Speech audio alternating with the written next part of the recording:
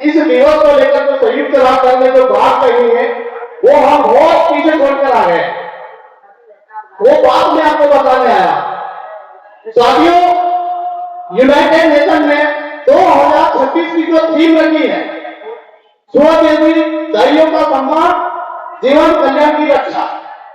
मैं आप लोगों से पूछना चाहूंगा कि हम ऐसे कितने भाई लोग हैं जो आज भी दाइयों का सम्मान करते हैं। दाई समझते हो? दाई जो 2 महीने से हमारे समाज में जो प्रेग्नेंट महिला रहती है उसकी देखभाल करती है, और हम जैसे युवाओं का जिन्होंने जन्म दिया है, कभी हॉस्पिटल का हमने चेहरा नहीं देखा, उनके बारे में बात की उन्होंने कि आज जिस प्रकार से हमारा जो समाज सोसाइटी हॉस्पिटल का चक्कर काट रहे हैं, हजार रुपए जो अस्पताल में भर रहे हैं, वहां से आपको निकालकर आपके ग्रामीण क्षेत्र में जो हमारी जो बड़ी बुजुर्ग दादियां हैं, उन दादियों का सम्मान करने की बात कर रहे हैं। तो आप बहुत पहले पीछे छोड़कर आपके ये बात छोटी सी बात नहीं है। 100 बिलियन देश मिलकर इस बात को बोल रहे हैं कि हमारे विश्व को उन महिलाओं की जरूरत है जो नॉर्मल तरीके से हमारी महिलाओं की डिलीवरी करवा सकती है। जो आप लाखों करोड़ों रुपए जो हॉस्पिटल में भर रहे हैं, वहां से आपको निकाल कर वापस आपके ग्रामीण क्षेत्र में आपको वो सुविधा देना चाहते हैं जो आपकी महिला का शरीर काटने पीटने में मजबूर आपको करते हैं। आपकी महिला आज उसकी सुरक्षा के लिए एनएम लगा रही है, सीएनएम लगा रही है, आशा कार्यकर्ता लगा रखी है, लेकिन फिर भी उसके शरीर को काटा जाता है, तब जाके आपके घर का चिराग आता। ये बात हो रहा है संयुक्त राष्ट्र कि आपकी महिला को बचाना है तो आपकी जो दाई प्रथा है, जो दाई माई है, उसका संरक्षण करना बहुत जरूरी है। लेकिन दुर्भाग्य की बात कि कुछ मेरा सामाजिक हमला तो ज्यादा हुआ है, लेकिन जिन महिलाओं के लिए मैं बात करने के लिए आया था वो सब अपने अपने घर को जा चुके। हम ये कार्यक्रम इसलिए करते हैं कि हमारी जो जनरेशन है, हमारे जो युवा है, उनके शैक्षणिक अधिकार, उनका स्वास्थ्य, उनको रोजगार मिले। लेकिन हमारा जो युवा है वो किस दिशा में जा रहा है, सिर्फ यहाँ पर बैठा मन से ही समझ सकता। ये कार्यक्रम कोई राजनीतिक कार्यक्रम नहीं होता है, ये हमारे आत्मसम्मान और हमारी आत्म सुरक्षा और हमारी संस्कृति, हमारी सभ्यता को पहचानना और उसको संरक्षित करने का काम। आज भारत का 65% तो युवा है, इस पूरे विश्व में हमारे पास 65% युवा, तो दुनिया के किसी देश के पास नहीं जो भारत के पास, और उसमें सबसे ज्यादा 13% युवा आदिवासी और हमारे ऐसे समाज का युवा। जिस संविधान को लेकर बाबा साहब ने एक सपना देखा था कि मेरा समाज, मेरी सोसाइटी पढ़ लिखकर अच्छे मुकाम पर जाएगी, आज विश्व आपके बारे में बात कर रहा है, पूरी दुनिया आप पर नजर लगाकर बैठी है कि सबसे निचला तबका क्रांति करकर इस देश को पुनर्जीवित करेगा। लेकिन आप सिर्फ टीके के पीछे नाचने में दीवाने हो गए। इससे ना तो आपको अधिकार मिलेगा, ना आपको शिक्षा मिलेगी, ना आपको रोजगार मिलेगा। अभी हाल ही के कुछ अखबारों ने मध्य प्रदेश में घोषणा करी है कि नर्मदा एक्सप्रेस यहां से निकलेगा, जिसकी लगभग दूरी होगी 1300 किलोमीटर। 31,000 करोड़ की लागत में वो हाईवे बनेगा। अमरकंटक से निकलेगा, अलीराजपुर के गुजरात तक जाएगा, जिसमें आपके सामने क्या होने वाला है आप समझ नहीं सकते। इसके बारे में चर्चा करने के लिए आपसे आया। इससे पहले जब हम बात करें कि अभिनव सेंचुरी बलवाड़ा से लेकर गुजरी तक का जो पूरा हमारा इंडिया जनता पर्वत है, उसको हमारे स्थानीय विधायक, स्थानीय सांसद सबने सिग्नेचर करके अप्रूवल दे दिया कि हमको आदिवासियों से कोई लेना देना नहीं है, आप जंगल को खत्म करिए और जानवर को पालिए, आदिवासियों को निकाल सकते। लेकिन आप लोग तो नाचने में दीवाने हैं। ये जो मंच बैठा है, मैं इस मंच का शुक्रगुजार हूं कि अगर ये हमें किताब के साथ में सामाजिक नॉलेज नहीं देते तो मैं आपके बीच में बात नहीं रख रहा था। साथियों, हमको समझना पड़ेगा, हमारी व्यवस्था को समझना पड़ेगा। आज हमारे जो समाज का युवा है, 100 में से 10 युवाओं को नौकरी मिलती है, बाकी 90% हमारा युवा बेरोजगार है। 2011 से मेरा 12वीं कंप्लीट है, 2026 में मेरे पास 5 डिग्री हैं और मेरे जैसे हजार युवा, उन युवाओं के बारे में सरकार नहीं सोचती और ना ही समाज सोचता है, ना गांव का पंच सोचता है, ना सरपंच सोचता है, ना विधायक सोचता है, ना ही सांसद आपके बारे में सोचता है। आप मुझे बात बताइए कि 310 लोगों की नौकरी लगना है तो बाकी लोग क्या करेंगे? बाकी लोगों के घर का चूल्हा कैसे चलेगा? उनके बच्चों का क्या होगा? उनकी जमीन का क्या होगा? उनकी बहन बेटियों का क्या होगा? इसके बारे में कौन सोचेगा? वो कोई सोचकर आपको नहीं बताएगा। इसलिए एक कार्यक्रम होता है कि हम हमारे आत्मसम्मान की रक्षा के लिए हमको खुद को आगे आना पड़ेगा। अभी हाल ही में आपने देखा होगा कि नीट जो हमारे देश की सबसे बड़ी एग्जाम होती है, जो डॉक्टर बनने के लिए होती है, उसमें फर्जीवाड़ा हुआ। 22 बच्चों ने आत्महत्या कर ली इस सरकारी तंत्र से लड़ते लड़ते। हम सब युवा दिल्ली गए, आपका अध्यक्ष महोदय भी दिल्ली गया, लाठी खाए, डंडे खाए, आंसू किए, हमने झेली और पहले भी चला, उसके सड़े भी हमको लगे, लेकिन फिर भी डटे रहे। क्यों? क्योंकि आपके बच्चों को अच्छा स्वास्थ्य मिले, आपके बच्चों को नौकरी मिले, ताकि वो बेरोजगार न रहे। लेकिन आप पास में बेटा कुछ नहीं समझते। आज ये जो मंच बेटा है, अपनी नौकरी दाव में लगाकर वो ये चाहता है कि मेरा समाज जागृत बने, अपने अधिकारों के लिए जिम्मेदार बने, लेकिन हम इस बात को नहीं समझते। हमने भी 2013 से बहुत नाचना किया, हर मंच में नाचे गए, लेकिन क्या मिला? आज तक सिर्फ हम नाचते रहे। भारतीय संविधान का अनुच्छेद 19, जिस जमीन पर हम खड़े हैं, ये जमीन 5वीं अनुसूचित क्षेत्र है और 5वीं अनुसूचित क्षेत्र में ये महेश्वर जो नगरी है, ये पवित्र नगरी है और पवित्र नगरी में यहाँ पर बैठे 5वीं अनुसूचित के मालिकों की एक भी दुकान नहीं है।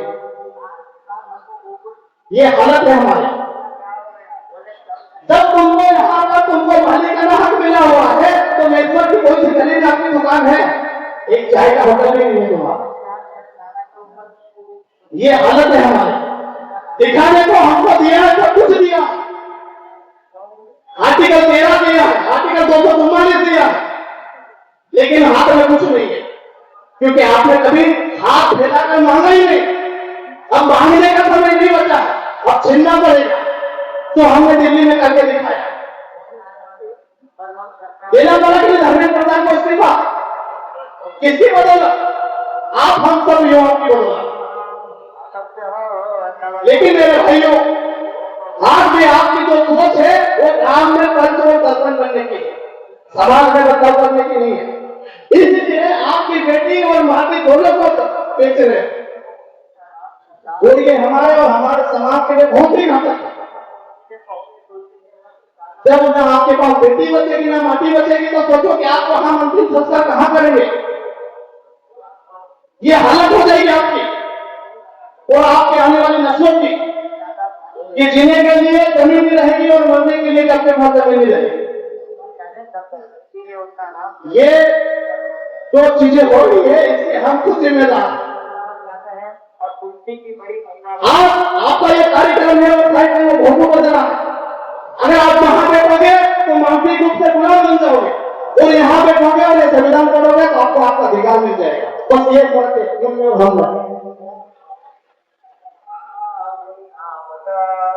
हमारे क्षेत्र से जो निकलने वाली कावड़ यात्रा है उसमें किसी नेता का बेटा, किसी अधिकारी का बेटा, किसी कर्मचारी का बेटा नहीं जाता है। सबसे ज्यादा जाते हैं तो हमारे समाज के एससी ओबीसी के बच्चे जाते हैं। अब ये सोचो कि जब हम इतने पढ़े लिखे होने के बाद में अगर हमारी नौकरी नहीं लग रही तो सोचो कि जो 10वीं 12वीं करके जो बेटा है उसका क्या हाल होगा? वो कैसे हॉस्पिटल का खर्च उठाएगा, कैसे अपने बच्चों को पढ़ाएगा, कैसे खेत में बीज डालेगा?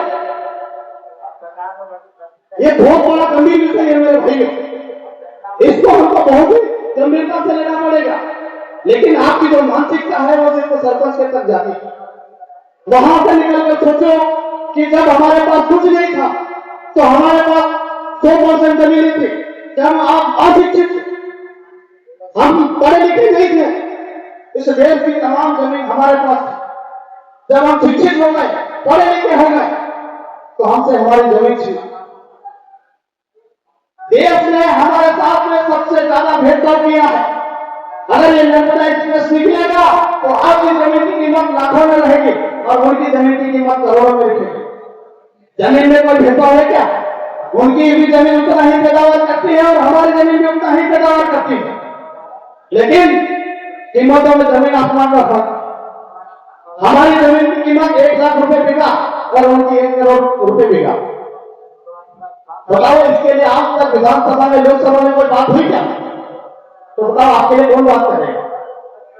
अभी हम जैसे तैसे पढ़ लिखे नौकरी में लग गए, लगभग 75 साल हुए हमारे भाई लोगों को नौकरी पाने में लगने के, लेकिन जो 3000 साल पहले से आरक्षण का लाभ ले रहे हैं, चाहे वो राजनीतिक, चाहे सामाजिक, चाहे मंदिर मस्जिद का आरक्षण, जिस पर कुंडली मार कर बैठे, वो लोग बोल रहे हैं कि क्रिमिनल ये करो, यानी कि जो क्लास 1 ऑफिसर है जिसकी सैलरी 1 लाख से ज्यादा है, उसको आरक्षण से हटा दो। वो किसके बारे में बात कर रहे हैं? हमारे अधिकारी कर्मचारी के बारे में। वो विधानसभा लोकसभा में कोई बहस नहीं हुई। और मैं मेरे अधिकारी कर्मचारी वर्ग से कहना चाहता हूं कि समाज का सहयोग दोगे तो हम आपकी लड़ाई लड़ेंगे, नहीं तो नहीं लड़ेंगे। क्रिमिनल लेयर का मतलब ये होता है कि आप अगर 1 लाख की सैलरी वाले हो तो आपको और आपके बच्चों को उनको आरक्षण से बाहर कर दिया जाएगा, जबकि जो आरक्षण होता है वो हमारे सांस्कृतिक पहचान है, उस हमारे जो सामाजिक रास्ता है उससे उभरने के लिए किया। लेकिन वो क्या बोल रहे कि आपका एक भाई नौकरी से लग गया, उसको 1 लाख रुपए मिल रहे हैं, मतलब 8 लाख की इनकम वाला आदमी बेरोजगार है, वो उसको सैलरी दे रहे हैं, उसको यूएस आरक्षण दे रहे हैं, लेकिन हमारा 2 से 2.5 लाख रुपए कमाने वाला आदमी अगर पार हो गया तो उसको आरक्षण से पीछे कर दे। अब बताइए कहां पर इस पर विषय हम चर्चा करें और किसको बताएं और कौन सुनेगा हमारी बात? आपकी हालत खराब नहीं है, इनकी भी उतनी खराब है और हमारी भी उतनी हालत खराब, और इसके जिम्मेदार आप हम सब। भाइयों, ये समय जो है परिवर्तन का समय, और परिवर्तन युवाओं ने करके दिखाया, तो आपको भरोसा करना पड़ेगा और भरोसे के साथ में आपको कंधे से कंधा मिलकर चलना पड़ेगा, तभी हम और हमारे समाज को, हमारी बहन बेटियों को, हमारी जमीन को हम बचा सकते हैं। आपको इसमें किताब के हजारों आर्टिकल बता दूंगा, कोई काम वाली बात नहीं। जब आप इसको मानना शुरू कर दोगे, इसको जानना शुरू कर दोगे, इसको पढ़ना स्वीकार कर लोगे, तब ऑटोमेटिक आपको बदलाव आना शुरू हो जाएगा। अभी आपने जो खेत में जो फसल लगाई है वो फसल हाइब्रिड है। G20 सम्मेलन होता है, वहां पर जो आपकी देसी फसल है, जो मोटा अनाज है, उसके बारे में चर्चा होती है। तो आप 10 रुपए 20 रुपए किलो जो अनाज बेचते हो, उसी अनाज की कीमत होती है 1000-2000 रुपए किलो। आप बताइए देश के अंदर में मोटा अनाज पैदा करने वाली कौन कौन सी है? आप और हम सब हैं। आज अगर हमें 1 किलो अनाज आपके क्षेत्र में लेने जाना तो नहीं मिलेगा। हाइब्रिड अनाज से सिर्फ हमारे घर में 1 किलो ज्वार नहीं मिलेगी, 1 किलो मक्का नहीं मिलेगा। और G20 सम्मेलन में ये बातें होने लगी है कि अगर आज हमको पैदावारी बढ़ाना है तो हमको मोटा अनाज का पैदावार करना पड़ेगा। जो हम गेहूं खाते हैं, अमेरिका ने उस गेहूं को प्रतिबंध कर दिया है, क्योंकि गेहूं में कैंसर के कारण मिलने लग गए हैं। क्योंकि गेहूं की जो पैदावारी होती है उससे पहले आप उसमें खाद डाल देते हो। जब गेहूं अंकुरित हो जाता है फिर उसमें खाद डाल देते हैं। जब वो 1-2 इंच का हो जाता है फिर उसमें आप केमिकल का छिड़काव कर देते हैं। तो उसमें जो कस रहेगा वो नेचुरल नहीं, वो जहर है, और वो जहर ही हम सब खा रहे हैं। राजस्थान में आपको बताता है कि हर 34-35वां व्यक्ति कैंसर का शिकार है। वो 2048 तक भारत में 87% लोग कैंसर का पीड़ित हो जाएंगे। अब बताओ इसके बारे में हमको कौन बताए और कौन इसके बारे में चर्चा करे? आप जिस प्रकार से हम शिक्षित हो गए, लेकिन हम हमारी सभ्यता, हमारी संस्कृति को बहुत पीछे छोड़कर आ गए। अब 2 शब्दों में और मैं बात रखूंगा कि शिक्षा, स्वास्थ्य और रोजगार, हमारे समाज के सिवा इस बारे में कोई बेहतर तरीके से नहीं जानता था। जो जड़ी बूटी जिसके हम मालिक थे, जिस जड़ी बूटी से हम इस दुनिया को चला रहे थे, वो जड़ी बूटी आज थोड़ा समाज के डब्बों में फेंक। तो जंगल से आप निकालकर इलाज करते थे, वो आज आपके पास नहीं है, उसका आपके पास लाइसेंस नहीं है, उसका लाइसेंस दिल्ली और गोरखपुर आपके पास। आज मेरे जेब में मुर्गी से लेकर आया, बड़ा हो जाता खाता है, मेरे समाज में नहीं, गोरा से लेकर आया। ये हालत हो गई हमारी। तो मेरे भाइयों, जब आपका स्वास्थ्य ठीक नहीं रहेगा, आपका शरीर काम नहीं करेगा, तो आप मेहनत नहीं कर सकते, आप शिक्षा हासिल नहीं कर सकते, और अच्छी शिक्षा हासिल नहीं होगी तो आप और आपके बच्चों को नौकरी नहीं मिलेगी, आप बेरोजगार हो जाओगे। और ये वास्तविक स्थिति, और यही बात मैं आप लोगों से कहने आया। इसीलिए आप सभी का क्रांतिकारी जोहार। आप सभी ने मुझे बहुत ध्यानपूर्वक सुना, और भी मेरे वरिष्ठ, मेरे अधिकारी कार्यकर्ता बैठे हैं, उनको भी मुझे सुनना है। आप सभी को क्रांतिकारी जय भीम, जय जोहार।